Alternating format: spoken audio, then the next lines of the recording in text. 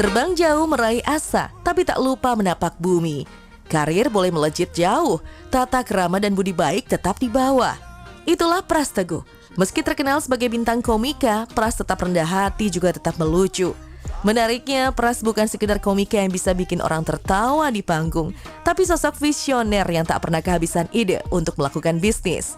Dan kali ini Pras menunjukkan bukti kerja kerasnya dengan menghasilkan salah satu usaha kuliner barunya. Halo pemirsa Insert, terima kasih sudah hadir. Ini kita lagi grand opening Kejar Restoran. Ini bersangkut dengan konten podcast aku. Terus karena aku suka makan, kebetulan aku udah buka F&B Taburai.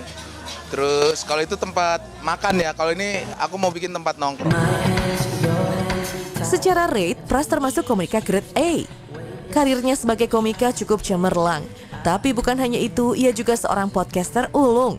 Ditambah lagi lelaki berdarah Minang ini punya begitu banyak lini usaha. Melihat begitu giginya Pras membangun kerajaan bisnisnya, banyak orang pun bertanya-tanya, apakah ini mungkin Pras sudah siap tinggalkan dunia hiburan? Nggak tahu ya, aku tuh ngerasa dunia entertain cukup fana. Kita nggak tahu sampai kapan. Jadi kayaknya kalau seandainya ada rezeki, aku mau alokasikan buat bisnis-bisnis yang lain. Mungkin pilihan sementara ini masih F&B, jadi aku masih lagi suka-sukanya main F&B. Itu mungkin karena aku takut di entertain, itu yang aku takutkan. Gampang sampai kapan, ada masa, ada orangnya. Di kepalaku selalu gitu. Jadi mungkin ketika masanya sudah datang, aku sudah ada usaha biar menghidupkan orang-orang sekitar aku.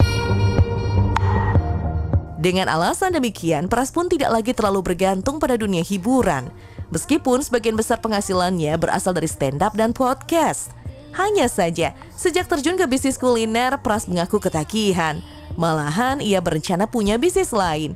Tapi terlepas dari itu, Pras mengaku ide membangun bisnis kuliner sedikit banyak terinspirasi dari orang-orang terdekat. Jujur, aku cukup bisa masak, cukup seneng masak. Ini sebenarnya gara-gara podcast aku mau masuk season baru. Terus aku ngobrol sama Ai, sama istri aku. Terus aku bilang, gimana ya kalau seandainya podcastnya launching, terus kita juga punya F&B gitu. Terus sepertinya tim tertarik, tapi ini cukup lama ya, kita tuh ada 7 bulan, apa 8 bulan buat mempersiapkan ini. Gue setahun mempersiapkannya. Cukup ribet kita dengan rasa, karena kalau tidak enak rasanya pengunjung nggak akan kembali. Kalau nongkrongnya aja rasanya aku nggak pede, jadi harus rasanya tetap enak gitu.